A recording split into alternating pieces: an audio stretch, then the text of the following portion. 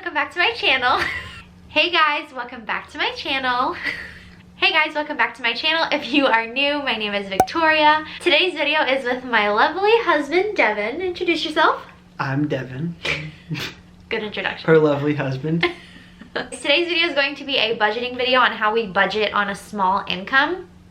If you guys... Small income. You can actually just Google what service members make. It's like no secret that they don't make that much. And I know that a lot of people think that military members make a lot of money. The high ranking ones do. Yeah, but people think like young people do. But like, no, not people my age. No. So, other than my husband's income, which he works full-time, I work part-time as a nanny, so I get money from that, and I also babysit a lot. Am I getting on your nerves? I'm trying to be in the frame and be like you're like, I'm kind of like leaning over. That's the income that I have right now because I am in school full-time and I'm about to finish. Full-time. So, I just wanted to let you guys know like what our background is with how much money we make. So we don't make that much, but if you watch my vlogs and you know us in real life, then you know that we do pretty well for our age and for the money that we make. We're really smart with our money, and I want to share these tips with you guys and how we budget on a smaller income just to help some of you guys out. I know I see a lot of young couples, especially ones that are married in the military, that struggle, and you don't have to struggle being a young couple in the military. Even though they don't make that much, you can definitely do good things with what you have. So, and Devin, you want to tell them the tip that you said in the car? There's no secret to being financially stable and comfortable, just like there's no secret to losing weight. Just if you ask the same people that know what they're talking about, they're gonna tell you the same thing. Yeah, so the tips of... And we like to say, our favorite phrase is live within your means. Yes, we say that all the time, and it's so true because a lot of people, especially young people, live outside of their means. You know, they're buying $30,000 cars and just like buying things that they can't afford, and you don't need all of those things. You can have those things maybe when you're a little bit older, making more money, and maybe when you can pay for them in full. But for now, these are the tips that we have for maybe some of you who are just starting out. We were talking about how our budgeting system isn't super complicated. It's very plain and simple and straight to the point. So the first step to our budgeting system, I guess, is that we keep our bills at a minimum. Do you want to go more into that? Yeah, so we don't have any car payments. We don't have a lot of credit card bills. We don't have a lot of bills in general. I think all of our bills, which I think we're pretty open, like we don't really mind sharing these details. We have our rent, which comes out of my husband's, we live on base, so it comes out of my husband's paycheck automatically. If we paid rent off base, we would be paying it ourselves and things like that, but since we live on base, it comes out as an allotment, so we don't even see that money, which it kind of helps, so we don't even have to deal with that. So we pay for rent, and we pay for our phone bill, we pay for car insurance, Hulu, Apple Music. We do buy Apple Music, which is worth it Wi-Fi. to us, Wi-Fi. I think that's all. I really think that that's it. Yeah. And that doesn't include things like gas and groceries, but we'll get into that in a little bit. But we keep our bills to a minimum, like the things that come out every single month that we have no choice. Well, I guess we have a choice whether we want internet and things like that, but the things that we choose to have bills, the things that are like gonna come out no matter what, we try to keep those to a minimum. So I guess that is really like our first tip, is to keep your bills to a minimum. And I know that a lot of you watching this probably do have things like car payments, and that's okay. We follow Dave Ramsey pretty much, I guess. If you guys don't know who Dave Ramsey is, he's a, what is he, a financial... He's a financial advisor? He's basically a millionaire who tells people how to be debt-free, how to live debt-free. Yeah. That's basically his like whole mantra, is like living debt-free. So if you guys don't know anything about Dave Ramsey, I definitely recommend you guys reading one of his books or just Googling him and looking at, I think he has a podcast too, right? Yeah. And he's a Christian, so. Yeah, he's a really smart guy. He talks about the Bible and things like that. And he gives really good tips on how to live debt-free, so we follow him.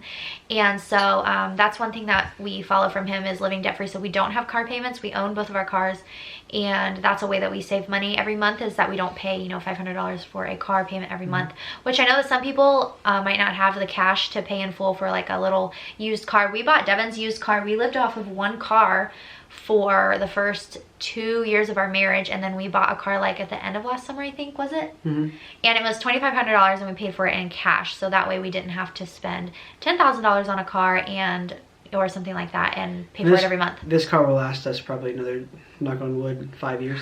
Yeah, we're gonna use both of our cars till the wheels fall off, basically. So that's our first tip. But when it comes to actually budgeting our finances every month, what we do is we take the money that we have coming in, so we'll write that in one column, like our income, our full income, and we'll add that together and we will put the total amount at the bottom.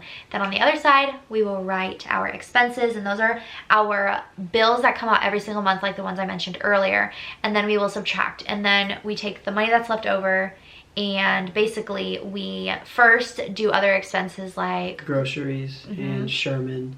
Yeah. If he needs, I mean, like, well, we buy like monthly preventative medicines for him, and so that costs a certain amount. And we buy food for him pretty much every month, so that costs a certain amount.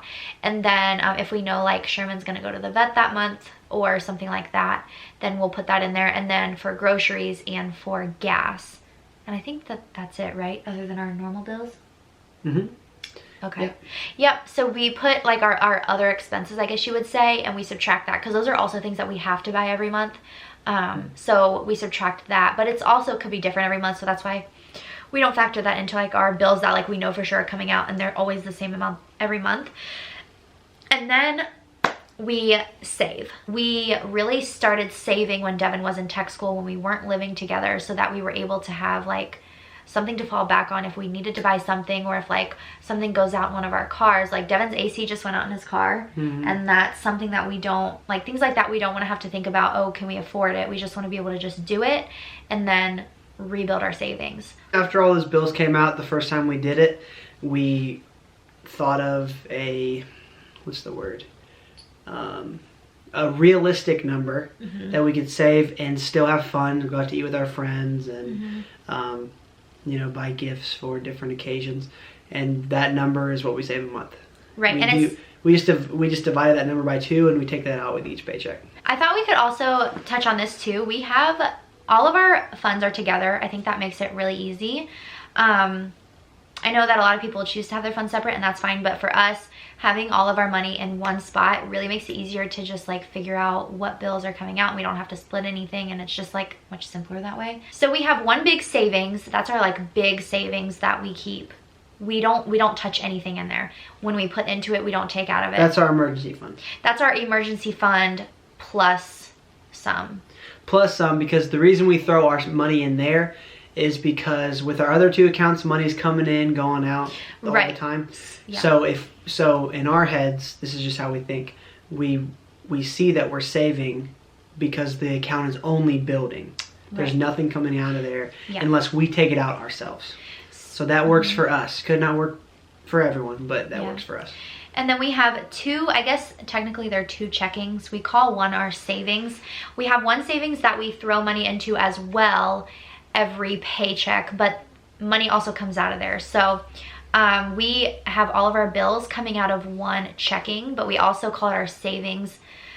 Why do we do that? I don't know why. We just like to have money in there. Because it's not, we call it our savings because it's not connected to our checking, to our card. Right, it's not connected to our debit cards. So we put money in there, and we have all of our bills, except for our phone bill, because for some reason they won't let us have it come out of that account. But it doesn't really matter, but all of our bills come out of that checking account, and we don't spend any money from there other than our bills, if that makes sense. Then we have a third account, which is our regular checking. It's connected to our debit cards, and that's where our fun money goes. Strictly fun money. Yes. So that kind of helps us be accountable because, I should say it holds us accountable because we're getting towards the end of the week. I get paid on Monday. It's Saturday, and we have $30 left. Well, that's all we have until more fun money.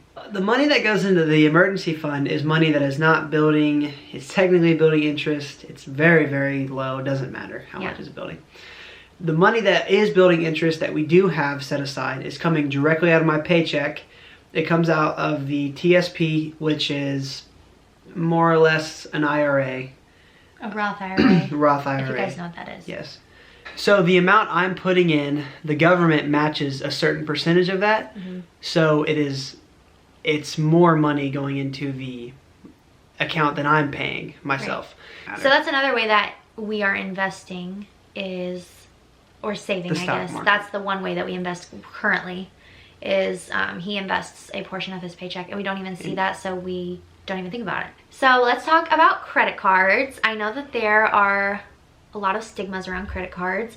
I know that they're very popular nowadays, and if you listen to Dave Ramsey, he says no credit cards ever. Yes. Because he wants you to pay cash for everything. But our friend said that Dave Ramsey is also not God, so it's okay to disagree with some things he said. Yeah, I like that he says that, yeah. So it's okay to not follow him to a T, which I wouldn't say that we follow him to a T, but we do follow him a majority of the things that he teaches. So when I graduated high school, right when I started college, I decided to get a credit card, and I don't really regret it because it's been able to help us out in certain situations, like when we needed a washer and dryer, and back at the station we were at, they didn't take our regular bank card, so we needed it to buy a washer and dryer because they wouldn't take our regular money. So it's been helpful for us in certain situations, and we also use it to build my credit, and it's been a great tool to help us I guess just build credit, I guess, for me. Definitely. And we pay it off every single month, and like no excuses, we pay it off every single month because we like to pay ourselves back instead of paying someone else back, which is another thing our friend taught us, that you would rather pay yourself back than pay someone else back. So instead of, let's say you're buying a couch and let's just say it costs $1,000. Instead of doing the month-to-month plan where it's going to build interest and you're only paying $100 a month, eventually you're going to be paying way more than $1,000 because it's building interest. Instead, if there's a way that you can buy it all yourself, like let's say a credit card, or if you have cash for it or whatever, and maybe you don't want to, because I know there's so many times where we have had the money in our savings to buy a certain something and we're like, oh, we don't want to spend all of that, but it's like either way you're going to be spending that money if you're going to buy it regardless. So if you, for example, if we use a credit card to buy a $1,000 couch, then we can pay it off with our own money, and then we can pay ourselves back instead of paying a furniture store back. Right. So if that makes sense, hopefully that makes sense to you guys. So that's basically all the advice we have for how we budget. Like I said, it's pretty simple. Hopefully that this video didn't confuse any of you guys. And if you have any questions, make sure to leave them down below because I always answer the comments. And we can definitely do more videos in this series. We were actually thinking about doing a video on how we save money, ways that we save money just in our everyday lifestyle. And I thought that that would be a good video to share with you guys because it could give you guys some really simple tips that you can use every day to just save a little bit of money. So if you guys want to see that, let me know down below. But other than that, that's all we have for today. So thanks for being on my video today with me. And yeah, thank you guys for watching. I hope you decide to subscribe. I post every Wednesday and Saturday, and I will see you in my next video. Bye guys.